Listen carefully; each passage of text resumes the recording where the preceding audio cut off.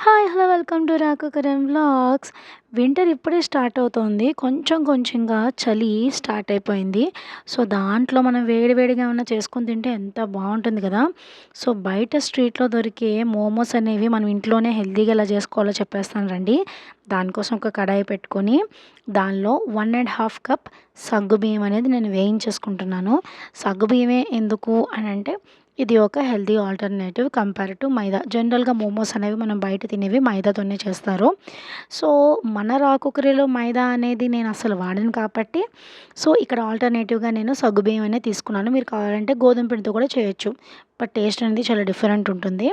So, తర్వాత మనము వేయించేసుకొని పక్కన చల్లార్చడానికి పెట్టేసుకోవాలి. తర్వాత ఒక గిన్నెలో కొంచెం నీళ్లు తీసుకొని దాంట్లో కొద్దిగా సాల్ట్ ఏసుకోవాలి. సాల్ట్ ఏసుకొని నీళ్లు మరిగిన తర్వాత ఇక్కడ నేను స్టఫింగ్ కోసం స్వీట్ కార్న్ యూస్ చేస్తున్నాను. స్టఫింగ్ అనేది మీ ఇష్టము. ఇక్కడైతే నేను స్వీట్ కార్న్ చీజ్ మోమోస్ చేస్తున్నాను. అండ్ మీకు కావాలనుకుంటే మీరు అన్ని వెజిటబుల్స్ వేసుకొని వెజిటబుల్ మోమోస్ కూడా చేసుకోవచ్చు. అండ్ ఇక్కడ నేను కొంచెం క్విక్‌గా అయిపోతుంది కాబట్టి స్వీట్ కార్న్ చూస్ చేసుకున్నాను. And I love sweet corn two. So, sweet corn అంటే ఇప్పుడు మనము ఆ వాటర్‌లో బాయిల్ చేసుకొని దాన్ని తీసుకొని పక్కన పెట్టేసుకోవాలి. అంటే వడగట్టేసుకోవాలి. తర్వాత ఒక కడాయిలో మనము 1 ½ టేబుల్ స్పూన్ బటర్ వేసుకోవాలి. బటరే వేసుకోవాలి. ఆయిల్‌లో అయితే మనకి టేస్ట్ అనేది రాదనమాట. సో, ఇక్కడ మనకి బటర్ మెల్ట్ అయిపోతుంది కదా! బటర్ పూర్తిగా మెల్ట్ అయిపోయిన తర్వాత మనం ఆల్రెడీ ఉడకపెట్టి వడగట్టి పక్కన పెట్టుకున్న స్వీట్ కార్న్ అనేది ఈ బటర్‌లో వేసేయాలి. ఎప్పుడైనా స్వీట్ కార్న్ అండ్ బటర్ చాలా మంచి కాంబినేషన్. సో, దీన్ని ఒక్క 2 టైమ్స్ అలా 2, 3 టైమ్స్ ఇలా సాటే చేసుకోవాలి. అలా చేసిన తర్వాత దీంట్లో మీకు ఏది నచ్చితే అది వేసుకోవచ్చు. అంటే ఇక్కడ చాలామంది సోయా సాస్ అవి వేస్తారు. ఇక్కడ నేను కొద్దిగా సాల్ట్ ఏసుకున్నాను. పెప్పర్ ఏసుకుంటున్నాను అంతే. అంతకు మించి ఎటువంటి సాస్‌లు కూడా వాడట్లేదు. సోయా సాస్ ఏసుకుంటారు, చిల్లీ సాస్ ఏసుకుంటారు. తర్వాత మనకి కావాల్సిన టమాటో సాస్ కూడా వేసుకొని అన్నీ కలిపి సాసెస్‌తో కూడా చైనీస్ ఫ్లేవర్‌తో యాడ్ చేసుకొని చేసుకుంటారు. అండ్ అది ఎవరెవరి చాయిస్ అనమాట. మనం చాయిస్ ఆఫ్ సాసెస్ అనేవి యాడ్ చేయొచ్చు. కానీ నేను ఇవాళ ఇక్కడ ప్లెయిన్ చేస్తున్నాను. సో, తర్వాత పెప్పర్‌తో పాటు కొద్దిగా ఒక ½ టేబుల్ స్పూన్ చిల్లీ పౌడర్, మరీ కారం అయింది కాదు. జస్ట్ నార్మల్ చిల్లీ పౌడర్ అనేది ఇందులో వేసుకుంటున్నాను. ఎందుకంటే పెప్పర్ మన ఇండియన్స్‌కి పెప్పర్ యొక్క స్పైసీనెస్ అంత బాగా సరిపోదు కాబట్టి. సో, అండ్ సన్నగా తరుక్కున్న కొత్తిమీర కూడా ఇందులో వేసేసుకొని నేను ఇంకొకసారి దీన్ని చక్కగా కలిపేసుకొని పక్కన పెట్టేసుకున్నాను. తర్వాత మనం పూర్తిగా చల్లారిపోయిన సగ్గుబియ్యం తీసుకొని దాన్ని మిక్సీ పట్టేసుకోవాలి మెత్తగా. మెత్తగా మిక్సీ పట్టిన తర్వాత మనం పలుకు అనేది లేకుండా ఇలా పూర్తిగా మనము జల్లించేసుకోవాలి. సో, ఇలా జల్లించేసుకున్న తర్వాత మనకి మన బేస్ అనేది రెడీ అయిపోయింది. చూసారా ఇలా మెత్తగా పౌడర్ లాగా అయిపోయిందనమాట.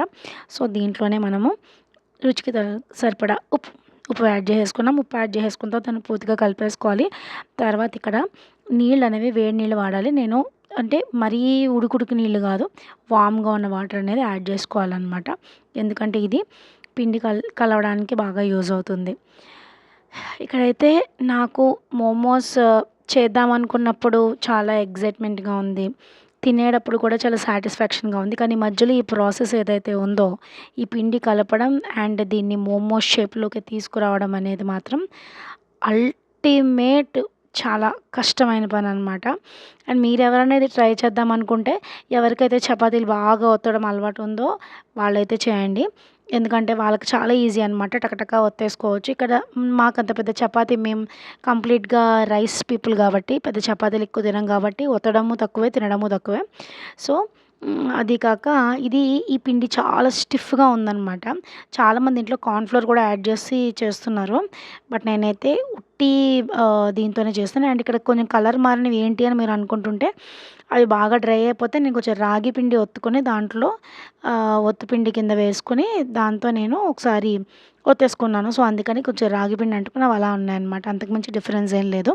అండ్ దీంట్లో నేను ముందు చేసి పెట్టుకున్న స్టఫింగ్ ఇంకా కొంచెం చీజ్ తురుముకొని అది కూడా వేసేసుకొని వంచలకి కొంచెం వాటర్ అనేది రాసేసుకొని ఇలా అన్నీ తీసి పక్కన పెట్టేసుకుంటున్నాను.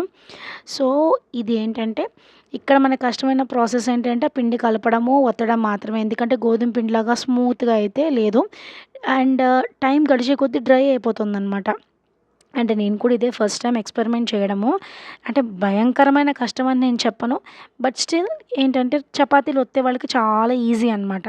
కాకపోతే మనకి కొంచెం కష్టంగా అనిపించింది. తర్వాత ఇక్కడ నేను ఆల్రెడీ కొంచెం ఒక గిన్నెలో నీళ్ళు పెట్టేసుకొని దానిపైన ఇలాగ చిల్లుల పళ్ళెం పెట్టేసుకొని రెడీగా ఉంచుకున్నాను. ఒక 5 మినిట్స్ ముందే వాటర్ బాయిల్ అయ్యేలాగా. సో, ఇక్కడ తర్వాత నేను అన్నీ ఒక్కొక్క దాన్ని ఇలా స్టఫ్ చేసిన ఒకదాన్ని ఒక్కో దాని మీద ఒకటి పక్కన ఇలా పెట్టేస్తున్నాననమాట. అంటే మరీ ఒకదాని మీద ఒకటి తగిలినట్టు పెట్టొద్దు.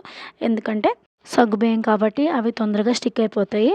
అండ్ జస్ట్ ఒక 15 మినిట్స్ అలా వదిలేసిన తర్వాత తీసి చూస్తే ఇదిగో ఈ పక్కన మీకు కనిపిస్తున్న స్వీట్ కార్న్ వాటిలోంచి బయట పడిపోయిందేమో అని అనుకోకండి. స్టఫింగ్ లాగే ఉంది. నేనే జస్ట్ డెకరేట్ చేశాననమాట. సో, ఇది మన మోమోస్ కదా! అండ్ సమ్‌టైమ్స్ అన్‌హెల్తీగా తినొచ్చేమో అని అనిపించింది. కొంచెం మైదాతో చేసుంటే.